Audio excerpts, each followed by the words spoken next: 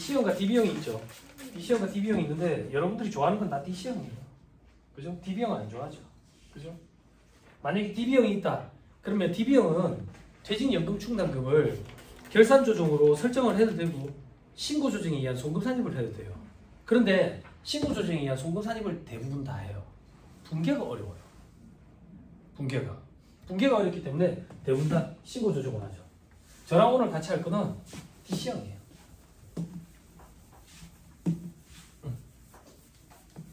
DC형은 요거 하나만 얘기하고 넘어가면 돼요. 임원 퇴직금 한도. 불입할 때는 전부 다 송금으로 인정되고 나중에 퇴직할 때 한 번에 받아갈 때 한도를 갖다 대는 거예요. 한도를 갖다 대는 거예요. 자, 여기 대충 명세서 조금 살펴볼 거예요. 자료를.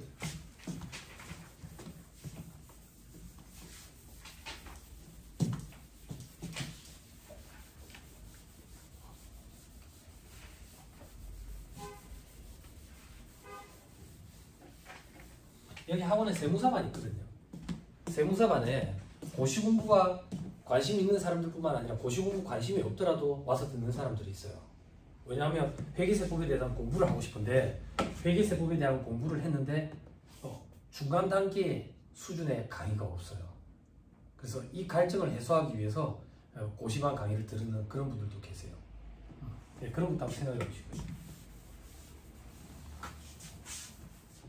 자, 229페이지 퇴직금 추계액 4억 8천 돼 있죠.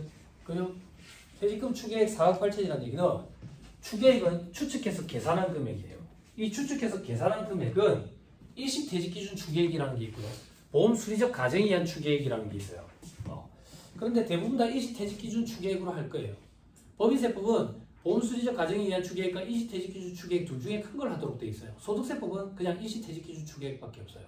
그럼 보험수리적 가정에 의한 추계액은 어떻게 계산하는데가 아니라 운용기관에 전화를 해서 팩스로 받아가지고 하는 거예요. 그렇게. 아무튼 추계액이 4억 8천이라는 얘기는 우리는 4억 8천만큼 쌓고 싶은 거예요. 직원들 퇴직에 대비해서. 그런데 회사 내부에 4억 8천을 쌓아놨더니 악덕고용주. 오늘은 며칠? 1월 2일. 1월 2일? 여러분들 12월 31일에 우리 재고조사 했지? 그래서 지금 뿔났잖아. 그래서 1월 1일에 가슴속에 다 사직서 넣고 왔잖아 지금. 아까 스토리에서 또 연계되는 거야. 난 수업 빠지면 못 따라가. 스토리 계속 이어진다고. 그래가지고 제 얼굴에 사직서 던진다고. 던지면서 퇴직금 내놔라 그러면 제가 어떻게 하겠어요? 피하겠죠. 중국으로 도망가겠죠. 그죠? 퇴직금 떼이죠. 그래서 회사 내부에 쌓아놓지 마라 그 얘기예요. 외부 운용기관에 쌓아놔라 그 얘기라고. 그럼 회사 내부에는 30% 쌓아놓고 외부에 70% 쌓아놓고 25%, 75%, 20% 하여튼 5%씩 줄어들고 5%씩 늘어들고 그래서 2016년을 기점으로 전부 다 외부에 쌓아놔야 돼. 그럼 회사 내부에는 못 쌓는다고. 그게 설정률이야. 2016년을 기점으로 0%로 바뀌었어. 아, 괜찮아. 기다리세요. 멘붕 왔죠? 어떤 멘붕? 우리 회사 자금이 대충이 있던데. 과거에 합법적으로 쌓아놓은 거에 대해서 그걸 소급해서 불이 나지는 않아요. 그래서 쌓인 그대로 있는 거예요. 쌓인 그대로. 그건 언제 없어지는데? 직원들 퇴직할 때 퇴충과 상기 처리하게 되는 거죠. 그렇게 된다고. 됐죠? 지금 외부에다가 쌓는다. 자, 퇴직금의 충당부채 계정 내역 돼 있죠? 그죠? 이걸 세로로 제가 한 번만 써볼게요.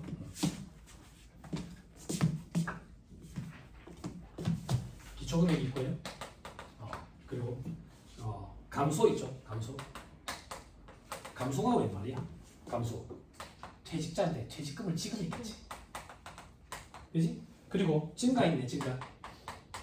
증가는 뭔 말이야? 단기에 퇴충을 추가로 설정했겠지. 그래서 기말 금액입니다. 됐죠? 기초에 얼마인데? 100만 원이 생략할게요. 자, 기초에 1억. 증가 3,500. 감소 7,000. 그래서 기말에 지금 6,500이 남아있네. 여기까지 됐어요? 뭐 한 거 아무것도 없어요. 됐죠? 회사 잔고가 지금 이렇게 돼 있다 그 얘기예요. 자, 그 밑에 단사나 봅시다. 또 그럼 이번에 회사는 정기의 퇴직금의 충당금 한도 초과액 6천만 원이 자본과 적립금 조정에서 을표에 계산되어 있다. 혹시 여기 을표도 있나? 을표 있네. 231페이지 봐봐. 231페이지에 두 번째 자본과 적립금 조정에서 을표 있죠? 여기 가가지고 여러분들이 전년도 자료 불러오기 이렇게 하면 퇴직금의 충당금 기초잔액이 6천 이렇게 탁 표기가 된다고. 즉 이 금액은 작년에가 아니라 작년까지 회사가 퇴충을 설정한 것 중에 6천만 원이 부인됐다는 얘기야. 됐어요? 동생들이 있으니까 다시 얘기할게. 부인됐다는 얘기가 뭔데? 세법상 6천만 원은 퇴충으로 인정이 안 됐다는 얘기야. 그게 부인됐다라고 표현하는 거라고. 그러면 세법상 인정된 금액은 도대체 얼마인지 한번 갖다 써보자고. 작년에 6천만 원이 작년까지 부인됐으면 세법상으로 인정된 금액은 4천밖에 없을 거라고. 4천밖에. 여기까지 됐어요? 됐죠? 자, 자료 또 조금만 더 볼까? 자료 조금만 더 보면 동그라미 2번에 단기 퇴직금 지급액은 모두 현실적인, 일단 현실적인 퇴직이 맞아. 그러니까 퇴직금 주면 그거에 대해서 의무감 가질금을 보지는 않아. 그런데 퇴직금 준 거를 어떻게 처리했는데 퇴충을 상계 처리하면서, 그러니까 퇴충은 부채니까 대변에 있으면 늘어나는 거지, 차변에 있으면 줄어드는 거야. 그지? 그게 무슨 말인데요? 오지 마, 제가 하기 앞서. 서로 안 맞는 거야. 그지? 그 상계 처리해서 없어졌다고 해. 수준 자체가 안 맞는 거야. 외교비 수업을 들어야 될 사람들이. 아니, 대소충당금 하는데 왜 기초자력을 여기다 쓰는데 오지 마라고. 안 맞아. 제가 이번에 방장이에요. 강퇴도 시킬 수 있어요. 자, 퇴충 7천만 원을 상계 처리했다고. 왜? 퇴충 쌓인 게 있으니까. 그래요, 안 그래요? 7번 봐봐. 7번 봐봐. 회사가 퇴직자한테 퇴직금 지급할 때 퇴충 7천원 상계 처리만 해서 공예금 처리했대. 왜? 회사 장부상으로는 퇴충이 지금 1억 원치나 있으니까 7천만 원 퉁칠 수 있어. 그런데 세법상으로 한번 봐봐. 세법상으로 퇴충은 지금 얼마 있는데? 4천밖에 없지. 그러면 퇴충과 7천만 원을 다 상계 처리할 수 있어? 없지. 세법상 붕괴라는 건 존재하지 않아. 존재하지 않지만 세무조정을 원활히 하기 위해서 개념상 붕괴가 존재한다면 이렇지 않을까라고 보고 한번 끊어보자고. 자, 세법상 붕괴가 만약에 존재한다면 퇴충은 4천밖에 없어. 근데 돈은 7천이 나갔어. 그럼 차변에 3천만 원은 뭘로 잡아야 돼? 퇴직급여지. 대손충당금, 대손사각비. 퇴직급여 충당금, 퇴직급여. 어렵다고 거짓말 해보세요. 안 어렵죠? 세무조정해볼게. 회사가 계산한 수익과 비용이 있느냐? 세법상 입금과 소금이 있느냐? 회사가 계산한 수익, 비용 이런 거 없다고. 세법상 입금과 소금, 퇴직급여, 단기 송금이라고.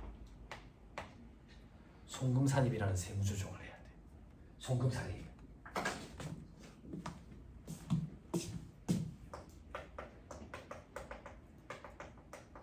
퇴직급여 충당금 3천만 원 마이너스 6. 됐어요? 됐나요? 작년까지 퇴충이 부인된 게 얼마 있댔어요? 6천이 있댔죠? 그죠? 퇴충이 부인되면 송금불산입하고 유보했겠죠? 송금산입 마이너스 유보네.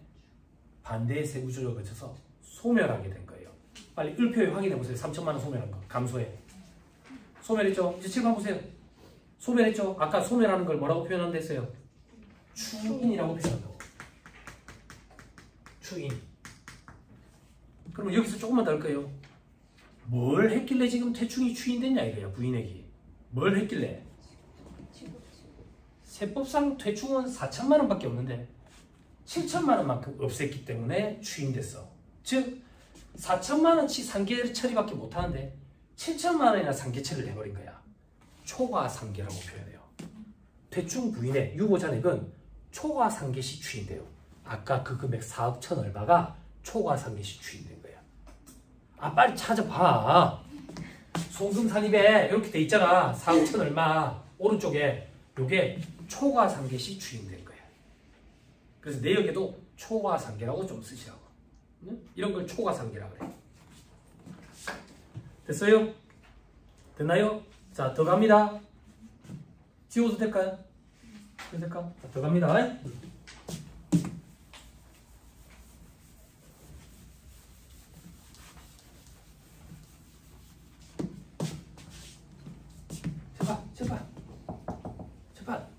맨날 쳐다봐도 안 돼. 어려운 거 알아. 고시생들도 어려워해. 니는 어떻게 했는데? 저도 합격했을 때 수습 밟을 때 이거 명세서 작성하는데 버벅댔다고. 왜 버벅댔는데? 일단 칸이 너무 많아. 그리고 숫자도 되게 다양하고 어떤 숫자가 뭘 의미하는지 모르겠어. 그래서 제 스승이자 학교 선배님이 저 부회장님 있죠? 그죠? 홍재구 세무사님한테 갔다고. 홍재구 세무사님 이거 또 그 사무실에서 50분 없나? 세무법인 위에서 오는데 없죠. 그분 스타일이 어떤 스타일이냐면 똑똑하고 들어가잖아.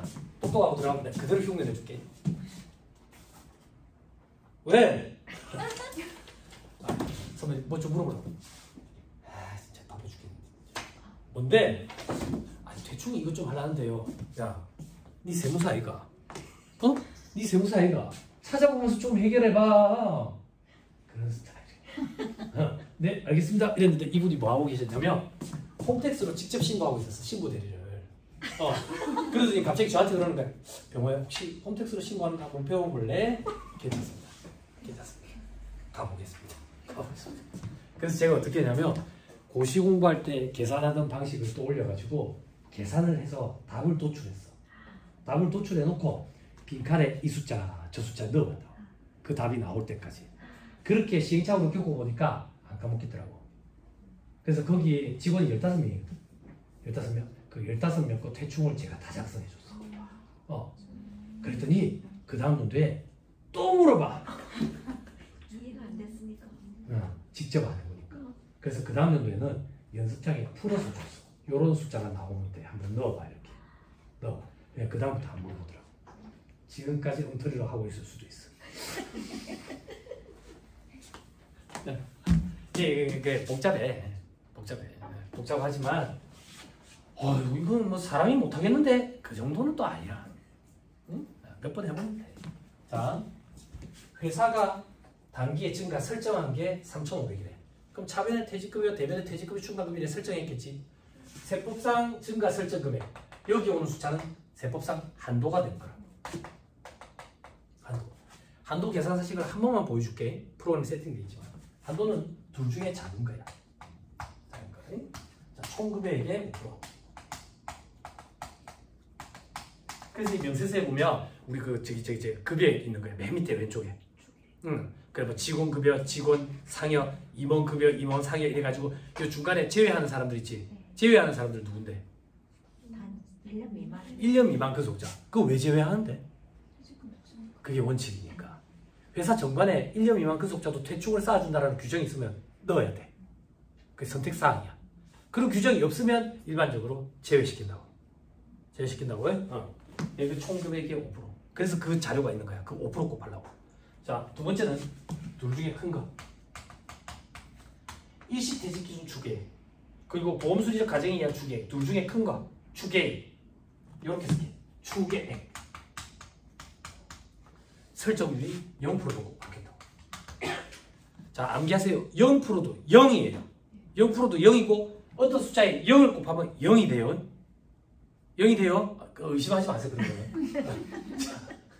거는. 제가 어떻게 못 도와드려요. 그죠? 자, 여기서 2월 잔액을 빼요.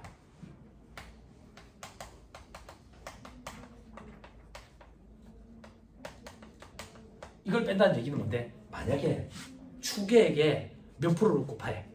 설정을 해야 돼. 그 설정할 금액이 얼마인데? 100원이래. 근데 이미 우리가 작년 말까지 60원을 설정해놨대. 그럼 올해 설정할 수 있는 한도는 40원이지. 그래, 그 2월 잔액이 작년까지 설정해놓은 거 그거예요. 됐죠? 됐죠? 괜찮아요. 놀랍지도 않아요. 제 이 동네 주민이었다 했잖아요. 1년 내내 저래요. 1년 내내. 창문을 못 열어요. 창문을. 여기 사는 사람들 아파트 뷰가 좋다거든. 공원 뷰. 대목 뷰죠. 뷰 되게 좋아요. 뷰 되게 좋아요. 여기 참 살기 좋은 동네죠. 그죠? 잘 보세요. 0이죠. 만약에 여기 숫자가 있으면 여기서 뭘 빼니까 마이너스 나오겠죠. 마이너스가 나오면 없는 걸로 봐요. 이 규정 때문에 명세서 작성할 때 힘들어요. 숫자가. 이걸 만약에 마이너스를 그대로 인정해주면 아까 얘기했던 과거에 쌓아놓은 퇴충을 전부 다 소급해가지고 분리시키게 된다고. 소급 적용하지 않기 위해서 이걸 마이너스 나온 걸 0으로 처리해야 된다고. 됐나요? 근데 조금만 더 할게요. 산식에 보면 여기에 뭘 더하는 산식이 있어요. 이게 퇴직금, 전환금, 기말잔액금이에요. 됐어요? 만약에 얘가 없대. 얘가 없으면 마이너스가 나오고 0이라고. 둘 중에 작은 건 0, 한도는 0이라고. 그래서 설정한 건 전부 다 부인돼. 그래서 설정을 못한다라고 얘기하는 거야. 그런데 퇴직금, 전환금이 있는 회사는 이게 플러스가 될 수도 있어. 주의해야 된다고. 언니가 좀 도와주셔야 돼요. 업체 중에 좀 오래된 업체들, 오래된 업체 중에 직원이 오래 근속한 직원들, 이런 데는 퇴직금, 전환금, 기말잔액이 있을 때가 있어요. 근데 이제 거의 없어요. 99년도니까 지금 2024년, 24년, 25년 흘렀잖아. 그 정도까지 근속하고 있는 직원이 없지. 그러니까 이제 거의 없어요. 거의 없어요. 근데 혹시나 있으면 주의해야 돼요.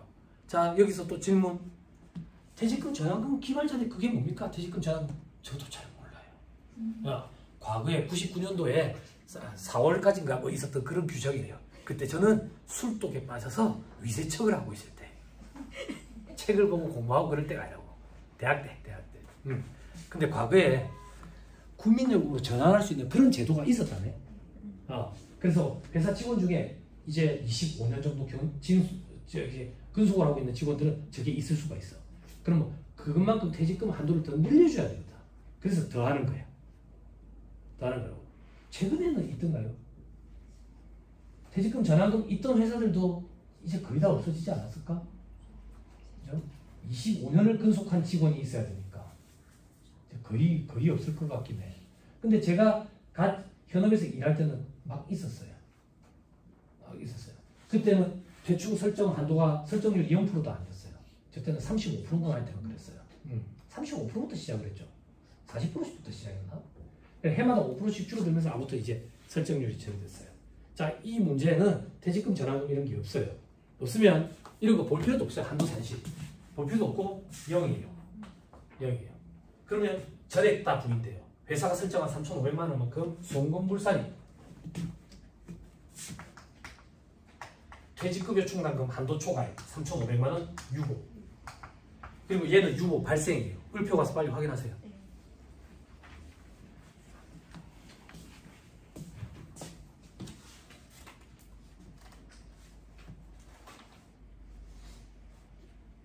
됐죠? 네. 됐어요? 안 됐어요? 됐죠? 자, 칠판 보세요. 자, 제가 한도 산식 보여주고 싶은 이유가 이거예요. 잘 봐봐요.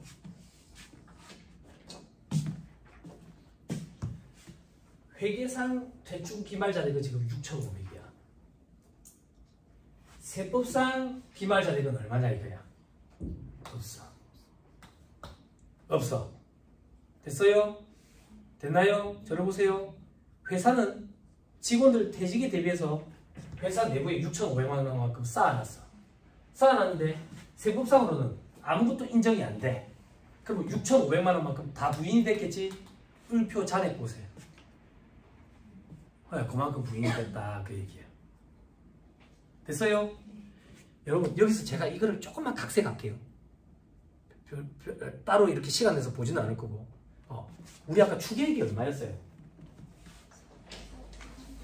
4억 8천이었죠? 그죠? 추계액이 4억 8천이었죠? 그죠? 들어봐봐. 회사는 직원들 퇴직에 대해 가지고 추계액을 계산을 했어. 4억 8천이네. 4억 8천만큼 쌓고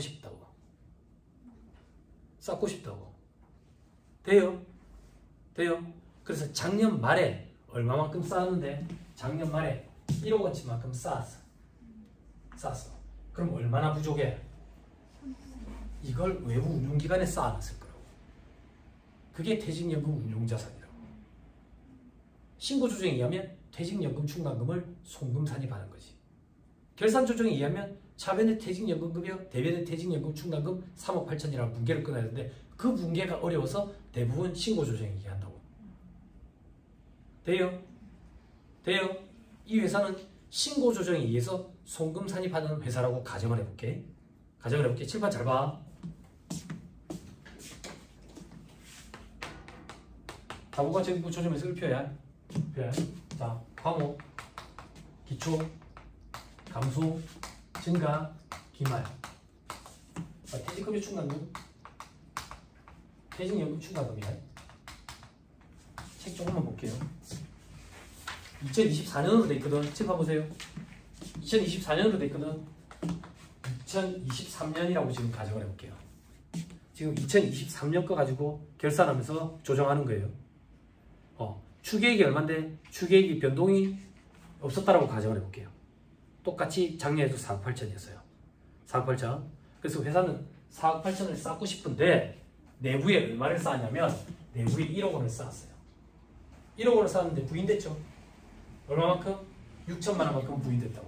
그럼 작년에 여기에 퇴직급여 충당금에 6천만 원 이렇게. 됐어요? 4억 8천 쌓고 싶은데 세법적으로는 6천만 원만큼 밖에 지금 못 쌓았죠.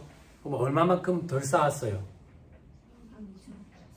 4억 2천만큼 덜 쌓았죠. 그걸 외부 운용기관에 신고조정에 의한 송금 산입을 했을 거라고.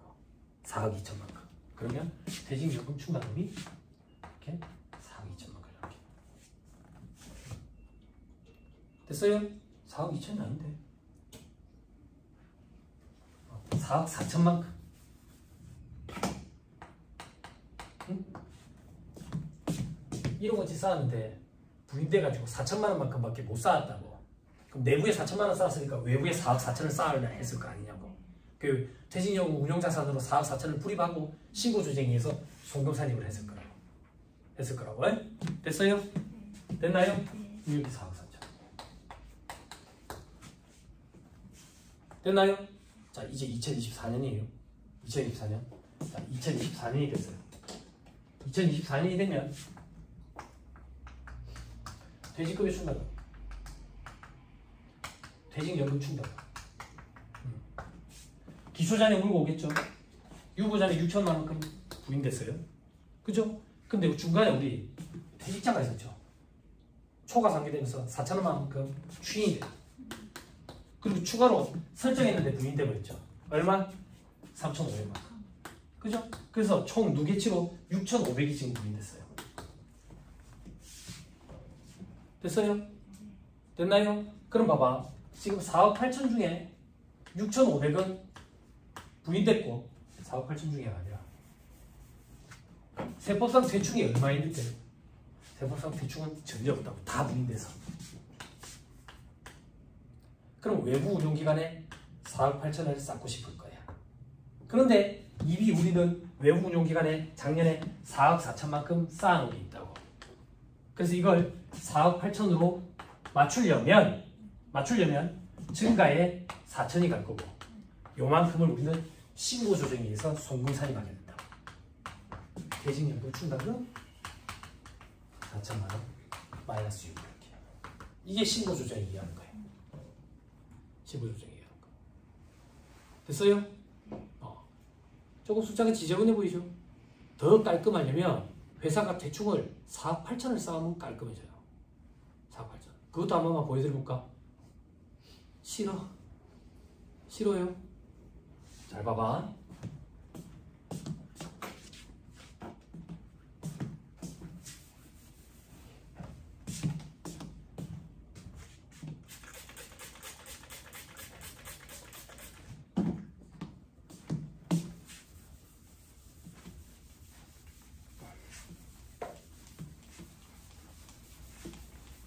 쉬운 일이라고. 그냥 하루 더 살기는 하는데.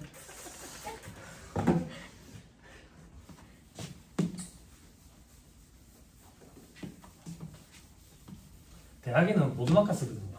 화이트보드에. 거기는 또 바로 안 지우면 안 지우죠. 거기도 지우는 게 일이야. 응?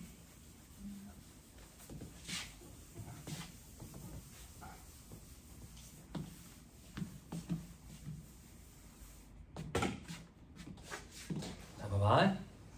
가정을 할게. 회사가 추계액만큼 내부에 쌓으려고 했어. 추계액만큼. 그러면 4억 8천만큼 퇴축을 설정하고 싶었다고. 근데 이미 설정해놨던 게 있었던 거야. 1억 만큼. 근데 7천만큼 상기차에 있으니까 얼마 남았어? 3천 남았지. 그럼 4억 8천 맞추려면 회사는 4억 5천을 설정하겠지. 그렇지? 그러면 4억 8천이지. 그치? 근데 세법상 한도는 0이니까 없지. 회사는 추계액만큼 쌓고 싶어서 쌓았는데 세법상 다 부인돼 버렸다고. 왜 부인시켰는데 이 금액만큼 외부에 쌓아라 그 얘기야. 그러면 4억 8천만큼을 신고조정에 의해서 퇴직연금 충당금을 송금 산입시켰을 거라고. 송금 산입시켰을 거라고. 됐어요? 그럼 2023년에 이렇게 된다고.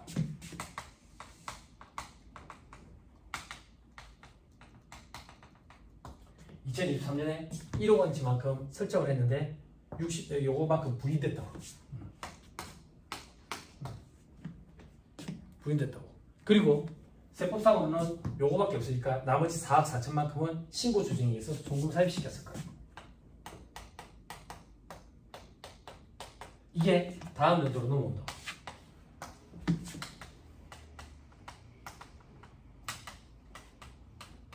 다음 연도로 넘으면 기초에 6천 그리고 이렇게 된다. 됐죠? 퇴직금의 충당금과 관련돼가지고 올해 어떤 세무조정이 있었는데 송금 삽입 3천 있었죠.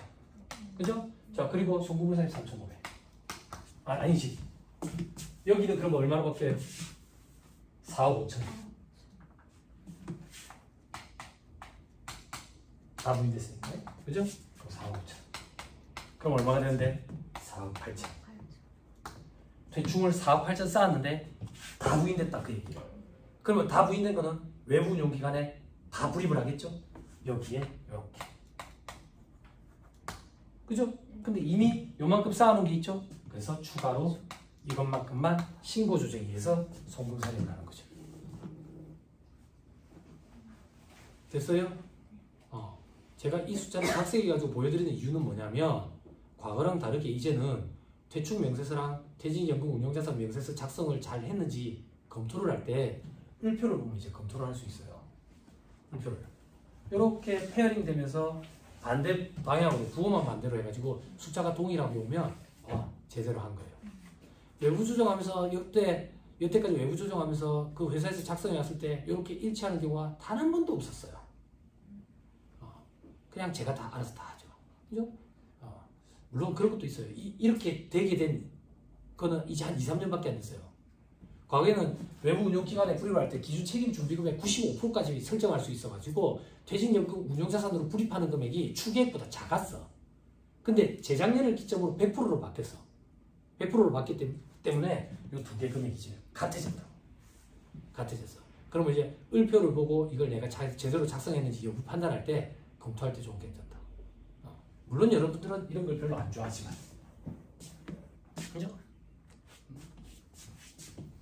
DC는 직렬이 아닙니다. 영어를 잡을 때 디바이드 컨트리뷰션 해가지고 그죠? 확정 기여형, 그죠? 확정 기여형. 요거는 불입하는 족족 전부 다 송금 인정된다. 그죠? 그러면 이걸 운용기관에서 굴릴 거 아니야? 플러스 되고 마이너스 되는 거. 이거는 종업원이 부담을 갖지. 이걸 회계에서 위험과 효익을 종업원이 부담한다 이렇게 얘기해요. 그게 확정 기여형. DB는 동일 공급벨트가 아니죠. 그죠? 디바이드 베너핏 뭐 이래가지고 확정 급여형.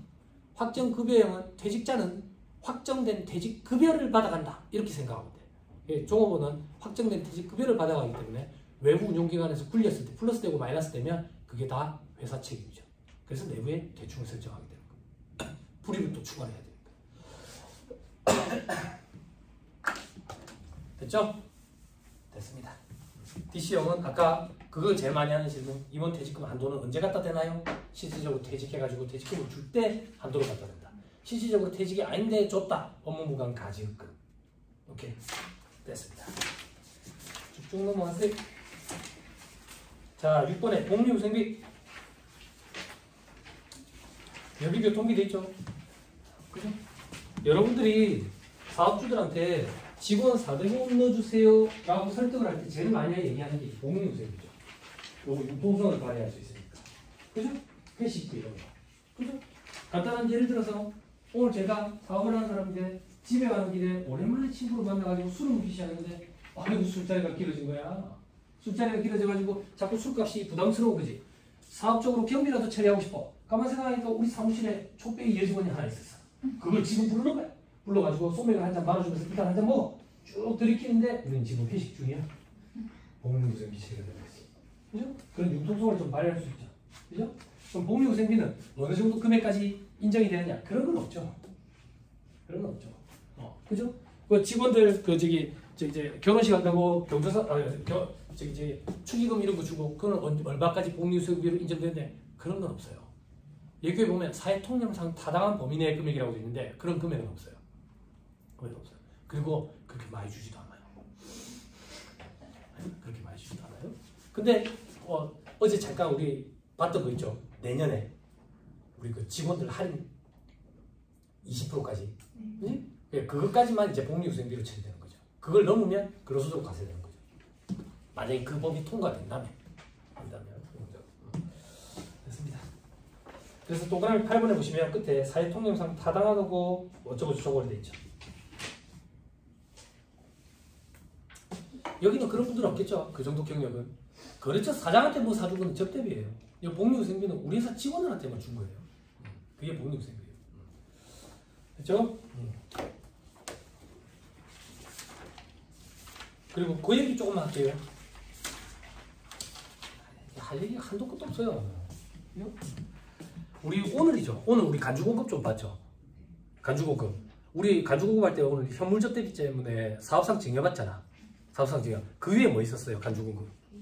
개인적 공급. 개인적 공급할 때 제가 뭐라고 그랬죠? 우리 회사에서 만든 노트북을 집에 가서 와이프랑 내랑 쓰든지 혹은 직원을 주든지. 그지? 직원한테 노트북을 왜 주는 거야?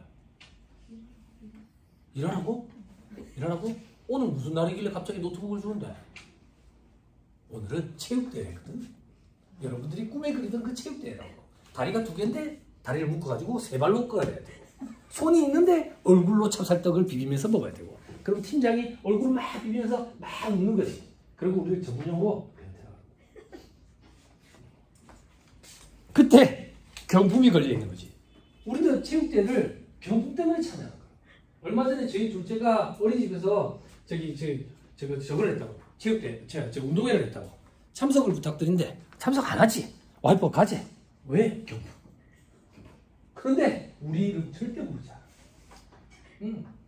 마을 이장님이 찬조해 주셔가지고 경품을 한 빨리 쌓았는데 두 번 받아가는 사람도 있는데 우리 이름은 절대 모르지 않아. 그 하만에 우리 이름이 없다 이런 생각할 수 있다. 세무사회 체육대회 왜 참여하는데? 총각들이 왜 참여하는데? 이불 이런 게 경품으로 있거든. 그래서 황인재 세무사님이 옛날에 나를 꼬시고 했다고. 총각일 때 전자레인지 그래 참여했지. 나는 안 돼. 통영에서 온 세무사는 2번이나 가다가 그 세무사는 왜 하는데? 우리 이모랑 선을 받은 사람. 그 사람 이름을 2번 불러가지고 2개를 받아갔는데 내 이름은 절대 부르잖아. 미안했는지 우산을 2개 챙겨주셔서 골프서인데 좋다더라고. 비싼 거라더라고. 진짜 비싼 건 줄 알고 아껴서 쓰고 있어. 전 세계 최악이지. 그때 직원들한테 경품을 준다 이거야. 그게 개인적 공급이야. 부가세 과세 문제가 생기는 거야. 부가세 과세 문제. 됐어요? 됐나요? 그런데 너무 경조사, 명절, 생일 선물 이런 거 전부 다 개인적 공급으로 과세하는 건 너무 좀 과하다 그 얘기야. 그래서 부가세법이 개정을 이렇게 해가지고 명절, 경조사, 설날, 뭐 추석 이럴 때 그리고 생일, 근로자의 날 이럴 때 선물 주는 거 인당 연간 10만 원까지는 간주 공급으로 보지 않겠다. 즉 매입세 공제 받았더라도 추진하지 않겠다. 이랬더니 난리가 난 거야. 10만 원. 10만 원. 명절 2번 있잖아. 큰 거. 생일. 이 10만 원 몇 번 쪼개야 돼. 라고 욕하는 걸 들었나 봐. 그래서 이걸 2개로 나눠서 명절 그리고 경조사 근로자날 이렇게 쪼개서 각각 연간 10만 원씩. 각각 연간 10만 원씩. 왜? 이런 강의는 제가 연말정산 강의할 때 많이 해. 여러분들한테도 많이 물어본다고. 혹시 생일 때 뭐 독특한 선물 주는 회사 없어요? 막 물어본다고. 물어보면 여기 독특한 데서 오신 분들 계시더라고. 소주를 한 박스 주는 데도 있더라고. 그 제가 그때 엄청 빵 터졌어. 소주를 한 박스 주냐고 그러니까 원소주가 그거를 준대. 원소주. 그래서 그게 뭔데 그러니까 그것도 비싸더만. 박재범이 선전하는 소주가 있어요. 그 박재범이라고 몸은 엄청 좋은데 키가 요만한 애 있어요. 네. 춤추는 애는 안. 네, 그런 애 있어요. 춤도 추는 애가 있어요. 춤도 추는 애. 춤도 추는 애가 있어요. 네. 한국에 산지 엄청 오래됐는데 계속 한국어 안 되는 애가 있어요. 외국인들의 특징이 이제 곤란하면 이제 한국어를 잘 못하는 척이에요. 원소주를 주는 데도 있고 대부분 뭐 생일 케이크 주고 뭐 그렇더라고요. 그래서 그런 경우에는 간주 공급으로 과세가 안 돼요. 안 돼요. 그럼 전부 다 복리후생비 처리하면 되는 거예요. 그렇죠? 그리고 이 복리후생비 얘기하니까 또 생각나는데 과거에 일반 기업체분들을 상대로 강의하는데 울산의 현대 관련된 계열사에서 오셨는데 거기에 신입사원을 채용을 하면서 신입사원 부모님들을 초청을 해가지고 회사에 그래서 그 다과일을 갖고 봉투에 100만 원씩 드렸대. 부모님들. 그거 어떻게 처리해야 되냐고 묻더라고. 그래서 뭐 대꾸할 게 뭐 있어요? 근로소득이죠. 근로소득. 그거 어떻게 근로소득입니까? 그러더라고. 근로소득이죠. 그러면서 제가 얘기하는 거죠. 복리후생비 처리하셨죠? 아니 선생님 직원한테 준 게 아니라 부모님한테 줬다니까요. 우리 부모님한테 줬어요. 그 부모님한테 왜 줬겠어요? 앞으로 당신 자식을 빡세게 굴릴 테니까 입 다물고 계세요. 그 얘기지. 근로제공으로 난 반대부분 전부 다 근로소득이에요. 근로소득이에요. 근로소득이에요. 당연히 근로소득이에요. 저한테 줬냐고 그 돈을. 그죠? 자, 그 정도 보시면 될 것 같아요. 쭉 넘어갑니다. 268페이지 한번 보세요. 접대비 한도예요. 여러분들 별로 관심 없으시죠? 예전에는 근데 관심 많이 가졌어요. 여기 언니들은 알아요. 왜 관심 많이 가졌냐면 예전에는 이제 기본 한도가 일반은 1200이고 중소기업은 3600, 예전에 1800이었거든. 근데 조특법에 3600이라 가지고 이게 최저한세 문제가 막 있었어. 그래서 한 해 동안 우리가 좀 골머리 아플 때가 있었다고. 근데 그 다음 년도에 바로 개정을 일으켜가지고 법인세법도 3600으로 바꿔가지고 이제 최저한세 문제가 안 생기는 거지. 그지? 그래서 3600으로 시작하죠. 그죠? 그리고 수익금액 기준으로 100억, 500억 기준으로 만분의 30, 만분의 20, 만분의 3을 곱한다고. 수익금액 기준. 그리고 그 수익금액은 특정 수익금액이 있으면 10%를 곱해가 한도를 10분의 1로 확 줄여버려요. 특정 수익금액이 뭔데? 특수환경에 과한 매출. 그건 어떻게 파악하는데? 업체 사장한테 발라달래. 그럼 우리가 어떻게 말해? 그죠? 그죠? 그렇게 해야지. 그럴 때는 한도가 확 줄어든다. 또 어떤 게 있는데? 부동산 임대업주법 있는 우병우법 처분대상법 있는 50%를 곱해가 한도를 반으로 확 줄여버린다. 그렇죠? 됐죠? 그리고 우리 아까 해물적대비 얘기했죠. 해물적대비. 그리고 조금만 더 얘기할게요. 100억, 500억 기준으로 유를 곱할 때 기업액이 기준상 매출액에다가 곱한다고. 매출액. 수익금액 100억, 500억 기준으로 하는데 그 수익금액은 기업액이 기준상 매출액이야. 근데 그 매출액에는 영업 부수수익인 부산물 매출액이 들어가. 일반적으로 우리 회사에 부산물이 발생돼가지고 그걸 갖다 팔면 영업 매수익에다가 잡아놓거든. 근데 그걸 포함해가지고 한도 계산을 해야 돼. 그게 원칙이야. 원칙. 그리고 기업액이 기준상 매출액이 수익금액이기 때문에 간주공급에 의한 부가세 과표에 들어가는 그런 숫자들은 고려하면 안 돼. 고려하면 안 돼. 자, 조금만 더 시대 상황이 달라졌다고. 문화접대비 같은 장이지. 술 사매기는 접대 좀 그만하자 그 얘기야. 그래서 제가 이거 처음에 도입되자마자 여러분 혹시나 문화접대비 지출하는 그런 거 보신 적 있으시면 꼭 피드백 좀 주세요. 저는 아직도 없어요. 없어져 그랬는데 부산에서 또 2년 전인가 3년 전에 한 분이 피드백 주셨어요. 거래처에 프로 무경기인가 프로 축구경기 티켓 사줬대. 그런 게 문화접대비야. 술 사매기는 접대 좀 그만하자 그 얘기야. 공연 티켓을 사준다든지. 그리고 이 문화접대비는 국내 문화육성 차원이기 때문에 국내에서 지출하는 겁니다. 그래서 거래처 사장이랑 공연 보자 해가지고 뉴욕 브로드웨이 42호가 라이온킹 이런 건 안 돼. 안 돼. 국내 문화육성 차원이니까. 그리고 이 문화접대비의 범위가 해마다 넓어져. 해마다 넓어져가지고 프로 스포츠 경기 공연 이런 것뿐만 아니라 외부 강사 초빙해가지고 강연하는 거 공대주는 거 이런 것도 돼. 그리고 독특한 규정 중에 하나가 미술품을 사가지고 주는 것도 문화접대비야. 근데 미술품 값이 100만 원 이하야 돼. 쓸 필요 없어. 뒤에 다 있어. 예쁜 글씨도 다 있어. 근데 거래처 사장이 100만 원 이하의 미술품을 받으면 그다지 좋아하지 않아. 기안84 그림이 좀 갖고 싶은데 기안84 그림이 엄청 비싸대. 비싸대. 왜 그래 비싸지? 보니까 기안84 그림이 크게 그린대. 응, 뭐다 얼마인데 뭐 엄청 비싸더만. 엄청 비싸더만. 그리고 하나만 더. 전통시장 좀 사용하래. 그 전통시장에서 사용한 거에 대해서 적대비 한도를 추가로 더 늘려준다. 그게 어디 있을 거예요? 다음 페이지인가? 여기는 전통시장 기업 업무 추진비. 됐죠? 한도를 10%만큼 더 늘려준다. 됐죠? 전통시장 살리자 그 얘기예요. 그죠? 이 새로 들어온 거예요. 새로 들어온 거. 그러니까 뭐 거래처에 명절에 뭐 샤인머스켓 보낸다더라. 전통시장에서 사가지고 보내면 좀 추가로 더 해줬다. 뭐 이런 거지. 그리고 적대비는 법적 책임을 무조건 수취해야 돼요. 그때 법인세 신고할 때는 법인 입장에서는 무조건 법인카드예요. 법인카드. 들어보세요. 자, 접대할 거예요. 접대할 건데 법인카드 갖고 왔나? 야, 법인카드 안 갖고 오면 어떻게 한다. 이 카드는 있나? 카드 결제하면 안 돼요. 인정 안 되죠? 자, 소득세 신고할 거예요. 개인 사업자예요. 개인 사업자. 자, 이 카드 좀 쓰면 안 되나? 되지요? 되죠? 개인과 법인의 그 차이예요. 법인은 무조건 법인카드만. 됐죠? 근데 카드를 지출할 수 없는 그런 경우들이 있대. 어떤 경우 제일 대표적인 게 농어민과의 거래예요. 샤인머스켓 농장이랑 계약을 했어. 농장이랑 계약을 해가지고 이걸 거래처에 명절 선물로 보낼 거야. 그래서 농장 그 주인한테 가가지고 아 우리가 이거 증빙 처리를 해야 되는데 저기 신용카드 그게 많은 건데 아 그치 외국인인가 싶어 크레딧 카드 와 이라는 거지 안 된다고 예 안 된다고 이럴 때는 계좌이체 정도 그 정도 증빙을 좀 놔두면 안 될까. 그리고 거래 명세서라든지 견적서 좀 그림이나 사진 사는 것도 손해예요? 그리고 그림이나 사진 사는 것도 사진 사서 줘야지. 거래처에. 거래처 사장이 지금 100만 원 이하의 미술품이잖아요. 그러니까 100만 원이 안 되는 미술품은 제가 남포동 깡통시장에 파는 걸 얘기할 거라고.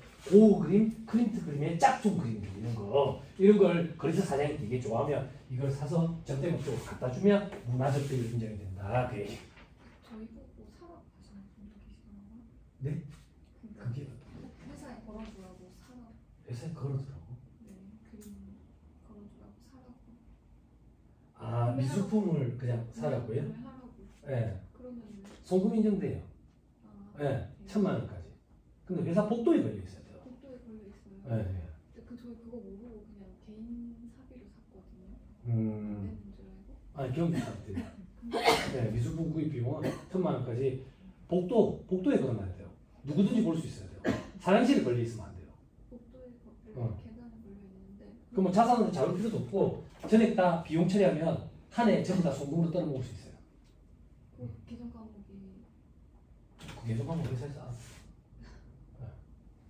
소분비를 하든지. 자산을 원래 잡아야 되는데 자산을 안 잡고 한도 금액 규정은 없어요. 1,000만 원. 아니 자산으로 잡는 규정 금액은 없어요. 손비 처리 한꺼번에 일시상각할 수 있는 금액하고 1,000만 원. 그냥 그 1,000만 원이면 아 만약에 미술품이 1,200만 원짜리다. 네. 그럼 1,000만 원까지는 손비 처리하고 200만 원 자산 잡고 미술품을 잘라야 되는데 그럴 때는 안 돼.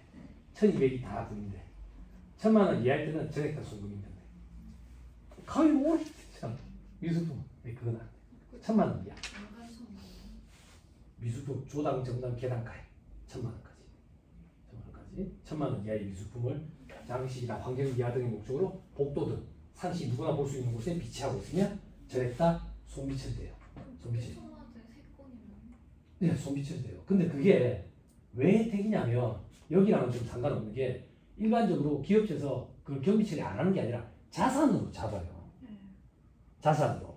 세법에서 주는 이 특례 혜택은 뭐냐면 자산을 안 잡고 비용 처리하면 전액 다 송금 인정해 주겠다는 거지 개인 사비로 샀다 이런 거는 모르겠어요. 그 직원들이 돈이 많아서 개인 사비로 사는 그게 아니라 이제 업체에 그런 거는 직원들 개인 사비로 사고 회사에 지출 계획서 하나 작성해서 직원들한테 계좌이체로 돈 넣어주면 경비 처리돼요. 그렇게 하시면 되겠죠. 그죠? 됐죠? 그죠? 그런 게 의외로 많아요. 의외로 많다고요. 뭐 이런 건 연말정산 강의 때 이루어지는 건데 해외 출장 간다고. 해외 출장 가. 근데 해외 출장 갔는데 오지로 갔어. 크레딧 카드 안 돼. 그럼 어떻게? 회사에서도 일비 챙겨줘야지. 일비. 그런 건 어떻게 할 건데? 실질적으로 일비 챙겨주는데 지가 띵다 했을 수도 있잖아. 회사의 내부 지급 기준을 하나 만들어 놓으면 세무조사 났을 때 그걸로 대응하면 전액 다 송금 인정받아요. 그렇게. 내부 지급 기준이라는 걸 만드는데 내부 지급 기준은 법적으로 정해진 양식 이런 건 없어요. 근데 무작배기로 만들려면 장작의 고통이거든. 네이버 검색창에 치면 수도 없이 많이 나와요. 그 중에 제일 간단해 보이는 거 하나 출력에다가 우리 회사 내부 기준이다 이렇게 만들기 시작하면 돼. 그죠?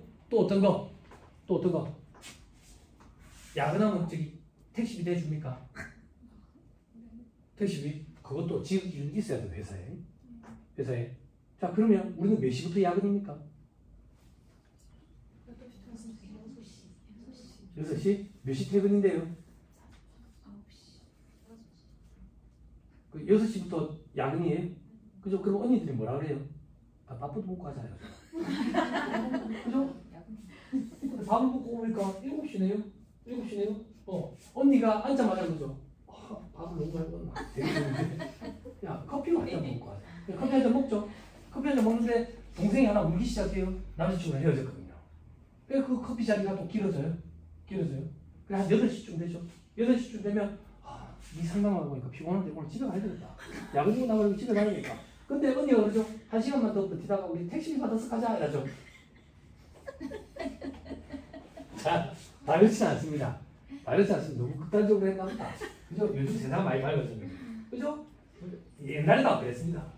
옛날에도 안 그랬습니다. 택시비를 지급을 하면 반경 몇 킬로 내는 얼마, 몇 킬로 내는 얼마 이렇게 지급 기준을 만들어 놓으면 그것도 전부 다 복리후생비예요.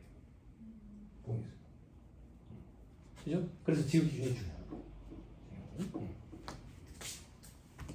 그리고 회사에 필요한 경비, 접대비를 제외한 나머지 경비는 직원 카드 쓰고 회사에서 나중에 정산해주면 송금으로 인정받을 수 있습니다. 그죠? 접대비만 제한을 두는 거예요. 제한을 두는 거예요. 그렇게 생각하면 돼요. 자,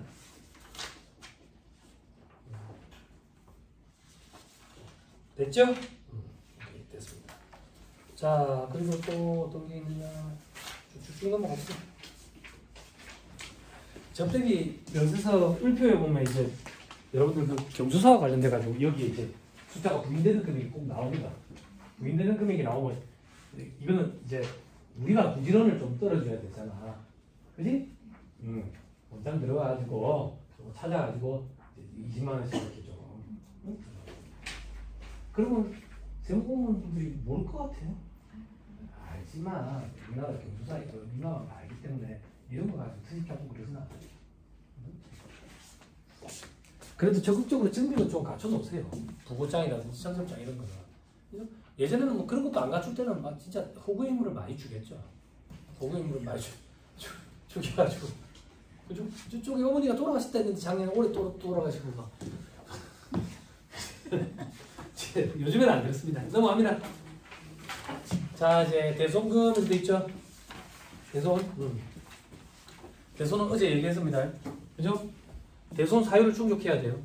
대손 사유. 근데 이 대손 사유가 결산 조정 사유라는 게 있고 신고 조정 사유라는 게 있어요. 그럼 어느 정도 느낌이 오죠? 신고 조정 사유는 그해 무조건 대손 처리를 해야 되겠죠. 결산 조정 사유는 다음 년도에 대손 처리를 해도 송금을 인정을 받겠죠. 그죠? 여러분들은 대부분 다 신고 조정 사유로 대손 처리를 하거든. 그게 소멸시효 완성이에요. 소멸시효 완성은 여러분들이 관리하시는 업체들이 외상 대부분 다 상사채권이기 때문에 5년을 적용받는데 민법상 단기 소멸시효 특례라 해서 특례 규정을 먼저 적용받아요. 그게 3년이에요. 페이지 한번 넘겨보세요. 어디 있어요.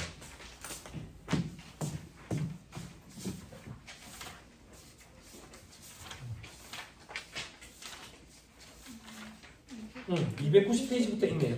그죠? 291페이지 보면 반가로 이번에 3년의 단기 소멸시효, 반가로 3번에 1년의 단기 소멸시효. 우리는 이걸 적용받아요. 대부분 다 반가로 3번이에요.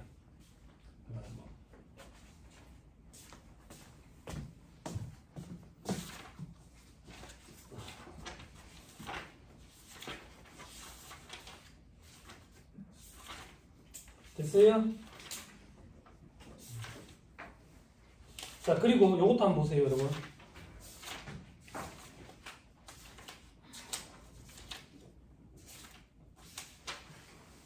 292페이지.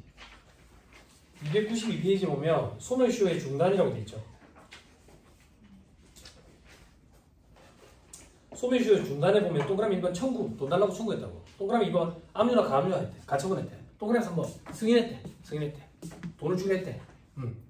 요런 게 소멸시효 중단 사유에 해당해요. 됐죠? 자, 그러면 대손 사유는 어떻게 되느냐? 신고 조정 사유와 결산 조정 사유가 있겠다. 요것도 살펴보자. 앞으로 오세요. 신고 조정 사유부터 보면 신고 조정 사유는 반가로 1번에 소멸시효가 완성된 거. 289페이지.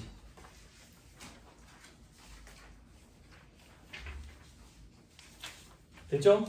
그럼 결산 조정 사유는 어디 있는데? 결산 조정 사유는 저 앞으로 와보세요. 282페이지. 자, 눈으로 따라오세요. 결산 조정 사유. 반가로 1번에 파산, 강제집행, 행위집행, 사후의 폐지, 사망, 실종, 행방불명. 됐죠? 여기서 중요한 말을 조금 읽어드릴게요. 두 번째 줄 끝에 이런 대손 사유는 해당 사유가 발생한 사실 자체가 대손 사유가 되는 게 아니라 그로 인해서 내한테 돈을 줄 수 없다. 즉 나는 돈을 회수할 수 없다라는 걸 입증할 수 있어야 돼. 이게 대손 사유라고. 됐어요? 그리고 어디서 강의를 했는지 모르겠는데 288페이지 한번 봐보세요. 감사하더라고요. 대손 사유별로 어떤 자료를 갖춰야 되는지 물어보시는 분이 계시더라고요. 그죠? 아, 그런 걸 물어보시는구나 싶어 제가 인터넷에 많이 나와 있어가지고 그걸 스크랩 해가지고 읽어드렸는데 요 책의 저자는 요걸 실어놨더라고. 그러니까 여러분들은 요거 책 그냥 참고하세요. 별도로 강의는 안 해요. 돌아오세요. 284페이지. 284페이지에 보시면 반가로 4번에 중소기업의 외상매출금만 읽어볼게요. 중소기업의 외상매출금이 미수금으로서 회수기간이 2년 이상 지난 외상매출금. 그러니까 일반적인 소멸시효 완성이 3년인데 중소기업은 3년까지 기다릴 필요도 없다 그 얘기야. 다만 특수환경과의 매출은 안 돼.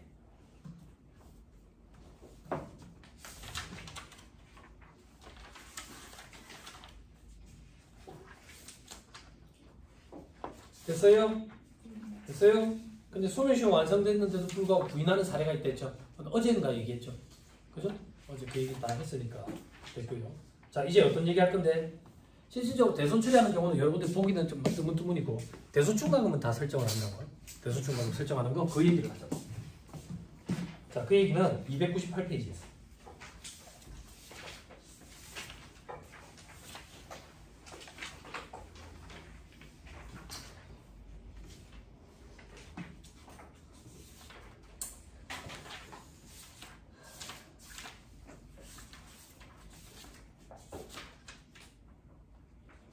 시간이 없지만 하나만 읽고 갑시다. 그래도 294페이지 한번 봐보세요. 294페이지에 저 위에 박스 안에 4번 한번 보세요. 법인이 정당한 사유 없이 채권 회수를 위한 재반 법적 조치를 취하지 아니함에 따라 채권의 소멸시효가 완성된 경우 동채권 금액은 그 다음 줄 기업 업무 추진비 또는 기부금으로 본다 돼 있죠. 그죠? 접대비로 보겠다 그 얘기. 됐어요? 참고삼아 그 페이지 본 김에 위로 올라가 보세요. 동그라미 4번 세무사 제일 밑에 줄 10년이래. 세무사는 왜 또 10년이야? 그죠? 그 세무사 그 옆에 보시면 변호사, 변리사, 공직인, 공인회계사, 법무사는 3년이야. 세무사는 10년. 위에 동그라미 3번에 감정평가사는 5년. 참 좀 그래. 그죠? 왜 이런데 이유까지 알고 싶지는 않아요. 하나만 더 볼게요.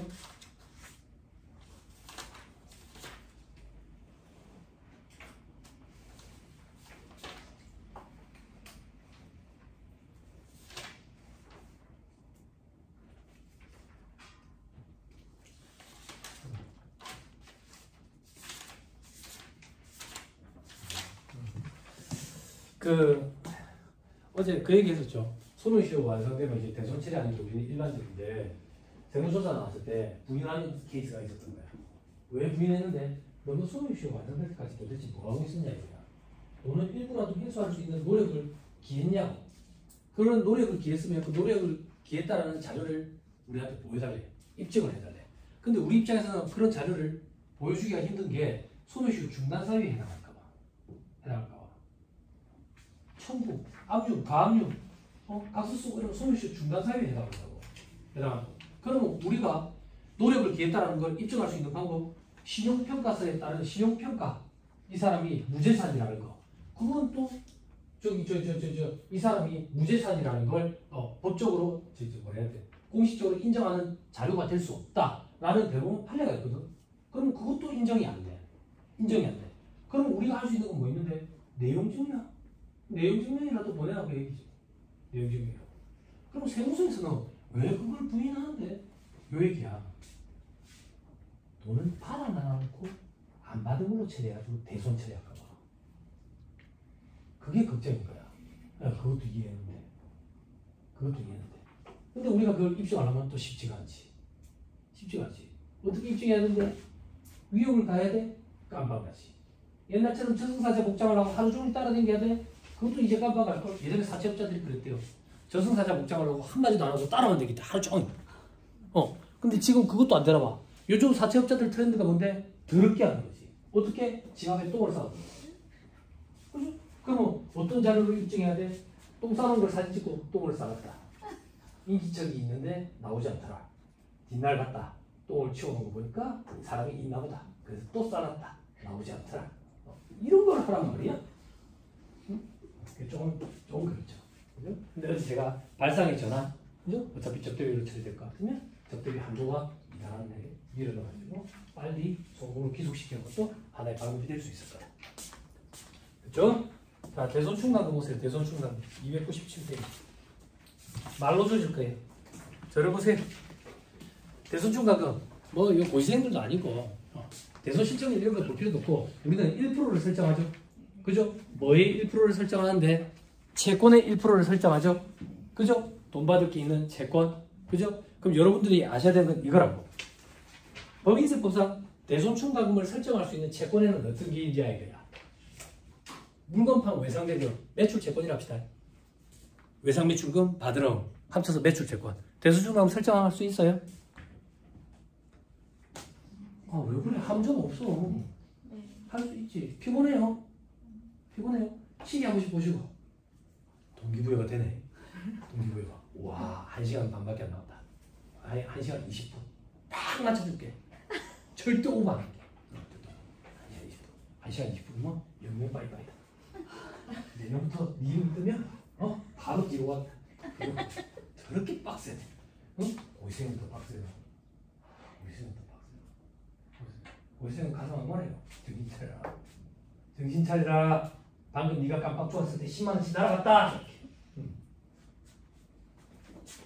매출 채권에 설정할 수 있죠. 그죠? 자, 보정자산 처분된 미수금. 회사에서 쓰던 유용자산을 팔아치우면서 외상으로 팔았다고. 그 미수금이 있어. 미수금. 그 대손충당 설정할 수 있어요? 있죠. 있어요. 감정 없어요. 자, 대여금. 돈 빌려준 게 있어요. 돈 빌려준 거. 대손충당 설정할 수 있어요? 없어요. 있어요. 됐죠? 그럼 어떻게 기억해야 되는데? 자, 시기들 하세요. 법인세법상 대손충당 설정 대상 채권에는 별다른 제한이 없다. 이렇게 암기하는 거예요. 돈 받을 게 있으면 다 설정할 수 있다. 다만 배제되는 게 있어요. 두 가지가 있는데 두 번째는 본질이 없어요. 하나만 기억하면 돼요. 대비사 가지금. 특수관계인에 대한 업무관 가지금. 대손충당 설정할 수 없어요. 그거 말고 돈 받을 게 있으면 다 돼요. 매출 채권도 되고 고정자산 처분된 미수금도 되고 대여금도 돼요. 됐죠? 대손충당 설정할 때 분기 어떻게 끊습니까? 차변에 대손상각비, 매출 채권과 관련된 대손상각비 판관비에 집어넣죠. 대여금과 관련된 대손상각비, 기타의 대손상각비 이래가지고 영업의 비용에다가 넣잖아. 그걸 다 보고 계시면서 왜 자꾸 그래?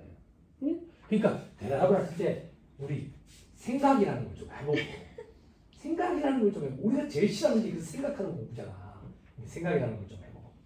됐죠? 그러면 승급금이 갔는데 오래전에 승급금이 가고 거래가 없어요. 그건 어떻게 돼요? 그러니까 계좌에서 자산이 나갔겠죠. 근데 승급금이 나갔는데 수출 수입도 하니까 돈이 입고 가고 계속 5년 이상 거래가 있다. 맞네. 매입이니까. 매입이니까. 그 돈이 먼저 나왔고. 그것도 설정을 하겠는데, 당연히.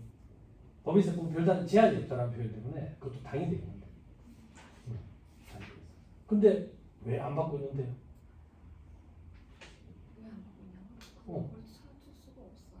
10년 이상 돼버리니 그런 문제라서. 처음 그냥 물건 대금을 먼저 준 거잖아. 그렇죠. 물건을 왜 못 받고 있냐? 모르겠어요. 장소를 네. 자체 기장하기 전에는 회계사무실에서 했는데 그런 걸 달아놓지 말고 채권에 이미 포기를 해서 접대비로 처리해버리세요. 지워버리세요. 접대비로 채권에 이미 포기하고 잡아가지고 그래가지고 지워버리는 거 훨씬 낫겠는데 대표적으로 결제할 때마다 뭘 할 것 같은데 저 같으면 이거 뭔데 10년 접근돼요? 못 돌려받고 있어요. 10년 접근돼요? 못 돌려받고 있어요. 대표이사가 바보도 아니고 계속 물어보겠죠. 그 접대비로 어떻게 처리를 하라고요? 이미 포기, 채권 이미 포기. 돈 받을 게 있는데 그냥 포기하는 거야. 포기하는 거야. 그래서 접대비로 밀어넣어가지고 중소기업이니까 그래가지고 그걸 성급을 지워버릴 것 같은데 저 같으면. 근데 그 회계 감사받을 때 지적사항이 안 되는지 회계사님한테 물어보고 세무사가 그런 견해를 제시해 주던데 회계사님 어떻게 생각하세요? 한번 물어보고. 됐죠? 다시 돌아올게요. 자, 법인세법상 대소충당 설정 대상 채권에는 별다른 제한이 없다. 없다. 되면 다만 특수환경에 대한 업무관 가지금은 제한이 있다. 됐죠? 자, 같이 정리할게요. 소득세법까지 정리합시다. 소득세법이 이제 사업소득자들 종소세 신고할 거야. 대소충당금 그것도 똑같이 1%야. 1% 설정한다고요. 물건 팔고 외상대금 매출채권 설정할 수 있어요? 함정 없어. 매출채권에 설정하잖아. 원래 설정할 수 있죠. 그죠? 돈 빌려주고 아직 못 받은 대여금이 있대. 설정할 수 있어요? 못해요. 이거는 못해요. 이렇게 생각하면 돼. 돈을 빌려주면 우리는 뭘 받지? 이자를 받지. 이자 소득과 관련된 거야. 사업소득과 관련이 없어. 그래서 넣으면 안 돼. 설정 못해. 그러면 이제 문제는 고정자산 처분된 미수금. 사업용 유효고정자산 처분하면서 미수금이 있다고. 그거 설정할 수 있어요? 복식부기. 그렇지. 쪼개야지. 복식부기 문제는 설정할 수 있을 거고 감정자금 대상자는 설정 못하고. 이렇게 같이 정리해 볼끼리. 그러면 이제 안 헷갈려. 자, 조금만 더. 법인세법, 소득세법에서는 이 대손 사유를 충족을 하면, 그죠? 일단 대손 처리를 할 수가 있다고. 물론 세무서에서 세무조사 나와가지고 입증하라고 막 이렇게 하는 경우도 있지만, 그건 그때 가가지고 적극적으로 우리가 대응을 하면 되는 거고. 이제 부가가치세법에 대손세액공제라는 게 있지. 부가가치세법상 대손세액공제는 뭔데? 내가 물건을 외상으로 팔았어요. 1,000만 원짜리 팔면서 1,100만 원을 받아야 된다고? 부가세 매출세까지. 근데 외상으로 팔아서 1,100만 원을 못 받았는데 부가세 신고 때 나는 100만 원을 매출세로 이미 냈는데 대손사고가 발생한 거야. 파산, 실종, 행방불명, 사회 폐지, 사망, 콘크리트 안에 들어가 바닷속에 풍덩한 거 신세계 송지효처럼. 그런 거 어떻게 되냐 이거야. 네. 대손세공제라는 규정을 적용해서 적용을 받을 수 있지. 즉 부가가치세법상 대손세공제 규정을 적용을 받으려면 대손 사유를 충족해야 되는데 그 대손 사유는 법인세법, 소득세법 대손 사유 규정을 준용한다라고 되어 있다. 이 사유를 준용을 해. 적용을 해서 그리고 대손세공제는 부가가치세법에서 확정신고 때만 대손세공제를 받아. 그리고 부가가치세법에만 있는 독특한 특징이 뭐냐면 부가가치세법에서 대손세공제를 받으려면 기한이 정해져 있어. 기한 내에 대손이 확정이 돼야 돼. 법인세법, 소득세법은 기한 이런 규정이 없어. 부가가치세법에만 있는 독특한 규정이야. 그 기한 내에 대손이 확정이 돼야지 대손세공제를 받을 수 있고 기한이 지나서 대손이 확정이 되면 땡 날아가 버리는 거야. 그럼 대손세공제 못 받은 건 어떻게 하는데? 대손금으로 송금산입시킬 수 있어. 법인세법에서. 근데 법인세법에서 대손금으로 송금산입하는 것보다 대손세공제를 받는 게 세액공제 금액이 훨씬 더 크다고. 효과가 훨씬 더 크지. 대손금으로 송금산입하면 9%, 19%만 세금 이제 줄어드는 효과가 있으니까 대손세공제를 받는 게 훨씬 더 낫다고. 훨씬 더 나아. 그 기한이 어떻게 됐는데? 공급 시기가 속하는 날이, 공급 시기로부터 5년이 되는 날이 속하는 과세기간에 대한 확정신고 기한까지. 근데 돈 받을 게 있는데 못 받아가지고 소송을 그래가 소송이 장기화되면 소송이 확정이 됐는데도 불구하고 이 기간이 지나가지고 돈을 대손세 공제를 못 받는 그런 일들이 생긴 거야. 그래서 이걸 10년으로 바꿔놨어. 공급 시기로부터 10년이 되는 날에 속하는 과세기한에 대한 확정신고 기한까지 대손 사유가 확정이 되면 부가세법상 대손세 공제 규정을 적용할 수 있어. 확정신고 때. 그럼 오늘을 가지고 연습해보자. 오늘이 물건을 공급한 공급시기라고. 그지? 그럼 원칙적으로 오늘이 세금계산서 발급시기가 되겠지. 요거보다 먼저 발급하나 뒤늦게 발급하면 원칙적으로 가산세 문제가 생기지. 무조건 물론 선세계산서 발급 특례, 후발급 세금계산서 특례가 있지만 그런 게 없다라고 가정을 하면. 근데 회계사무실 직원분들 모셔놔놓고 오늘 물건을 팔아요. 세금계산서 언제 발급해요? 뭐 다음 달 10일이요. 그렇다고. 그거는 후발급 세금계산서 특례 규정이야. 세금계산서는 공급 시기에 발급하는 거야. 부가가세법에서 가장 중요한 게 뭐냐고 물어보면 공급 시기라는 게 가장 중요해. 가장 중요하다고. 그러면 오늘이 며칠이에요? 아 맞다. 오늘 1일이더라. 2024년 11월 1일. 오늘 물건 공급이 이루어졌다. 외상거래를 했다. 이게 대손세 공제를 받으려면 기한 요건이 있겠지.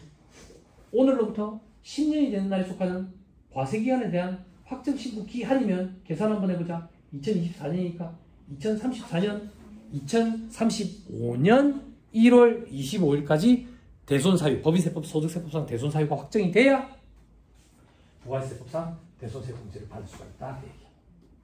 됐나요? 그래서 놓치는 경우는 거의 없을 거예요. 과거에 5년 때는 지나가는 경우가 좀 있었지. 어제 말씀드린 독특한 규정이라는 그거예요. 부가세법에만 그 기한 규정이 있어. 그게 자, 그 정도 하시면 됩니다. 또 넘어갑시다. 세부가 공과금 적었으면 좋았겠어요. 됐죠? 넘어갑니다. 벌금 뭐 이런 거 있죠? 그죠? 벌금 부끄럽다. 그죠? 벌과금의 효과를 반감시키지 않기 위해서 송금불산이 든다고. 그런데 연체료라든지 연체이자, 연체가산금 이런 것들은 송금으로 인정해줘. 지금 도대체 무슨 소리를 하는 건데? 세금과 고가금 명세서에서 여러분들이 불러오기 하잖아. 불러오기 하고 나면 오른쪽에 송금불산입이냐 송금불산입이 아니냐 그거 우리 체크하도록 돼 있잖아. 그 국민적금부터 다 불러오잖아. 거기에 송금불산입 되는 게 어떤 게 있냐 이거야. 벌금들은 일반적으로 잘못했으니까 송금불산입 되는 게 맞아. 그래서 여러분들은 벌금 이런 건 대부분 다 잡비 처리하잖아. 잡손실 처리. 그지? 그래서 잡손실 처리하는 거 잘 뜯어봐야 돼. 송금불산입 처리한다고. 송금불산입. 그리고 또 어떤 게 있는데 연체료라든지 연체가산금 이런 건 송금으로 인정되니까 송금불산입 하면 안 돼. 그런데 국민건강보험 그 연체가산금은 세법에서 송금불산입 하는 걸로 규정을 정해버렸더라고. 그것만 주의하고 나머지는 연체가 들어가는 말은 전부 다 송금이 인정된다 이렇게 생각하면 돼. 건강보험 연체가산금만 송금불산입 돼. 세금과 공과금 명세서 작성할 때. 됐지요? 그쵸? 자, 다 했다. 감가상각비 관심 없다. 감가상각비 유형자산 5년 정유법 건물 이런 거는 20년 정유법 혹은 40년 정유법 됐죠? 특례 내용 요수 그런 좋은 규정이 있는데 적용을 안 한다. 그래서 우리는 무조건 0.451이다. 0.528을 적용한다. 부지런 떠는 거다. 근데 우리는 0.451이다. 그죠? 4년 정도로 0.528이야. 자, 주의할 거 332페이지.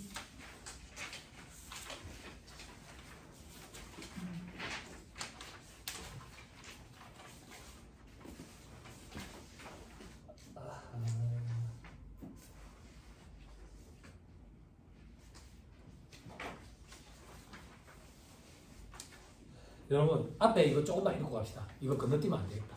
323페이지.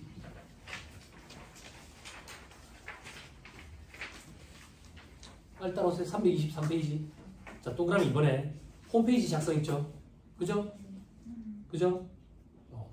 첫째 줄 끝에 괄호 안에 기구 및 비품으로 감가상각했대. 5년 정률이야. 됐어요? 그러니까 그냥 자의적으로 이거는 무형자산 아닐까? 이런 정액 이런 거 하면 안 돼. 기구 및 비품으로 감가상각하네. 5년 정액이야. 5년 정률이야. 자, 다음 페이지 조금만 봐봐. 자, 이번에 내용연수 봐봐. 그때 동그라미 1번 금형의 내용연수로 돼 있죠. 그죠? 2020년 법인세법 시행령 개정됨에 따라 공구의 범위에서 금형이 제외돼서 손가락 잠깐만 끼고요. 332페이지로 와보세요. 손가락 잠깐만 낀 상태에서 332페이지.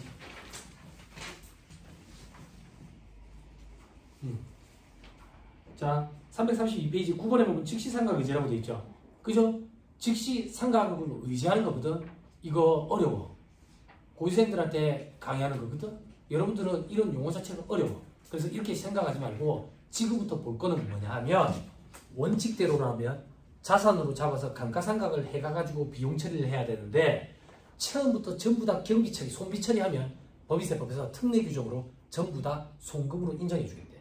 그러면 송금으로 떨어먹는 기간이 확 앞으로 당겨지니까 회사 입장에서는 유리하겠지. 그지? 직시상각 의제 이런 용어 기억할 필요 없이 전부 다 손비 처리하면 전액 다 송금 인정된대. 어떤 건데? 밑에 반가는 건 소액자산. 취득가액이 100만원 이하인 감가상각 자산. 크지 않잖아 금액이. 그냥 많다고 자산으로 잡아 감가상각 뜨냐 이거야. 그냥 경비 처리하래. 소모품비 이런 식으로. 그럼 전액 다 인정되겠대. 다음 페이지. 반가로 이번에 어구 등 돼 있죠. 그죠? 어구 등. 그때 동그라미 1번 어업에 사용되는 어구, 어선용구로 돼 있죠. 그죠? 요것도 전부 다 손비 처리하면 송금으로 인정해 주겠대. 그런데 실무 강의 댕기다가 어떤 분이 피드백 주셨는데 자기가 관리하는 업체 중에 원양어선이 있는데 그 원양어선에 들어가는 그분은 4천만 원씩 한다네. 그래서 이 규정 때문에 전에 다 손비 처리했는데 세무조사 나왔는데 부인당했대요. 그래서 이걸 어떻게 해야 되나 이러더라고. 그런 경우가 있다니까 뭐 어쩌겠어. 전에 다 손비 처리하면 송금으로 인정해주는 특례니까 우리가 할 때 그냥 좀 불안하면 금액이 좀 많다 싶으면 자산으로 잡지 뭐. 그래야지. 자, 그 다음 동그라미 2번. 영화필름이 웬 말이에요? 우린 무슨 관계 있어요? 그게 공구. 이 공구에 금형이 이제 제외됐다 그 얘기야. 됐어요? 됐나요? 그러면 이제 금형은 자산으로 잡아서 내용순서대로 삼각해 가야 되는 거야. 그걸 이제 볼 거예요. 앞 페이지 다시 또 보세요. 324페이지 동그라미 1번에 하나, 둘, 세 번째 줄. 4학년도부터는 같은 법 시행규칙에 규정하고 있는 별표 6의 내용수 범위를 적용한대. 업종별 내용수 있죠. 그걸 적용하겠다 그 얘기예요. 공부의 범위에서 금형은 제외됐기 때문에 전액 다 비용 처리해가지고 송금 인정해주는 그런 특례는 적용을 못 받아요. 금형은 자산으로 잡아서 감가상각 떨어야 돼요. 됐죠? 세무사님 그 내용연수, 업종별 내용연수가 변경된 해가 있었잖아요. 예전에 만약에 예를 들어서 뭐 5년 상각이었다고 하면 기존에 변경이 되면서 4년일 경우에 그럴 경우에 만약에 그 시점에 무조건 4년으로 그 이후에 취득하는 자산에 대해서는 4년은 무조건 해야 되는 거예요. 아마 내용수의 범위가 있다고. 네. 내용수 범위. 거기서 선택 적용하면 되고 그리고 제가 거기서 벗어났을 수 있는 제가 일단 드릴 수 있는 얘기는 소급은 적용을 안 하니까 같은 자산이더라도 법에 따라서 변경되면 그 변경된 내용수를 그대로 적용하는 게 맞아. 근데 안 했을 경우 혹시 문제가 돼요? 기존에 그냥 운영 그대로 줬다. 그걸 안 하고 간 적이